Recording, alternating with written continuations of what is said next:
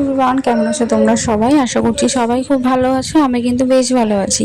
তো তোমরা তো আমার ভিডিওগুলো পরপর দেখতে দেখতে বুঝতেই পেরেছো যে আমি কিন্তু ছিলাম কলকাতা আমার দাদার বিয়েতে।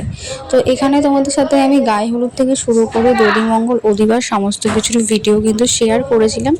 এরপরে কিন্তু বিকেল হতে হতেই আমরা কিন্তু বরযাত্রী যাওয়ার জন্য একদমই রেডি হয়ে গেছে। এখানে আমি, আমার বোন আর আমার দিদি ছিলাম।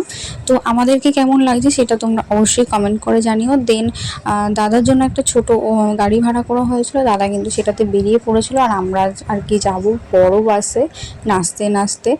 দাদার যেহেতু বিয়ের লগ্ন ছিল একদম সন্ধ্যাবেলা, ওই জন্য কিন্তু দাদা আগে আগে বেরিয়ে গেছিলো। আর তো তোমরা জানোই আমি যেখানে থাকবো সেখানে স্ক্যাম হবে না সেটা কোনো হতেই পারে না। এবার বলি স্ক্যামটা কি। বেসিক্যালি হয়েছিল কি, আমরা যখন সবে ভিআইপি থেকে সাঁতরাগাছি পৌঁছেছিলাম, সাঁতরাগাছি পৌঁছাতে না পৌঁছাতেই কিন্তু আমাদের বাসের ইঞ্জিন একদমই খারাপ হয়ে গেছিলো, যার কারণে আমরা অনেকক্ষণ আটকে গেছিলাম। দেন নতুন গাড়ি আসার পরে কিন্তু আমরা অন্য একটা বাসে করে সেই মেয়ের বাড়িতে এসে পৌঁছেছিলাম। আমরা যখন পৌঁছেছিলাম তখন বাজে কিন্তু রাত একদমই 10টা। এই যে দেখো তোমাদের সাথে কথা বলতে বলতে আমরা কিন্তু চলে এসেছি ভিলাতে, মানে যেইখানে আর কি দাদার বিয়ে হবে। আর এই যে আমাদের মিষ্টি ব্রাইড, মানে আমাদের নতুন বৌদি, দেখো কি মিষ্টি লাগছে। দেন তারপরে আমি চলে গেলাম একদম স্টার্টার কাউন্টারে। এখানে যেহেতু আমরা অনেকটা পরে গেছিলাম সেই কারণে কিন্তু স্টার্টার প্রায় শিখের মুখে। প্রথমেই আমি খেয়ে নিলাম একটু ফুচকা, দেন ছিল চিকেন পকোড়া আর একটু কফিও খেয়ে নিলাম। কফিটা খেলে একটু শরীর মন দুটোই আর কি ভালো হলো। আর এই যে দেখো আমরা যে তত্ত্বগুলো নিয়ে এসেছিলাম সেগুলোও তোমাদের সাথে শেয়ার করে দিলাম। আমরা কিন্তু প্রায় 20টা মতো তত্ত্ব নিয়ে গেছিলাম। দেন এই যে এই হল রুমটাতেই কিন্তু দাদার এখানে বিয়ের ব্যবস্থা করা হয়েছিল। এখানে ছিল পুরোপুরি খাওয়া দাওয়ার জায়গা।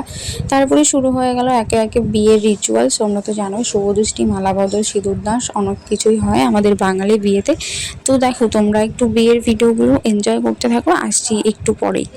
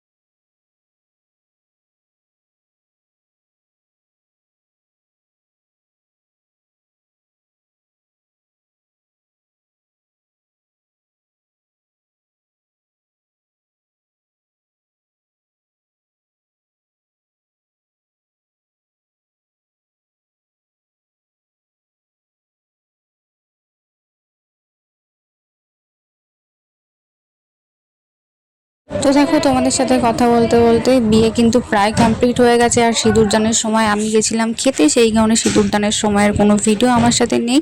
তো সেই কারণে আমি তোমাদের এখানে দেখো সিঁদুরদানের আর কি কিছু ফটো এখানে আমি অ্যাড করে দিয়েছি। আর দেখো দুজনকে পাশাপাশি সিঁদুর পরে কি মিষ্টি না লাগছে। আর সত্যি কথা এটাই যে মেয়েদের সিঁদুর পরলে মুখটা একদমই অন্যরকম হয়ে যায়। তো চলো আমি এখন চলে গেছিলাম খাওয়া দাওয়ার উদ্দেশ্যে।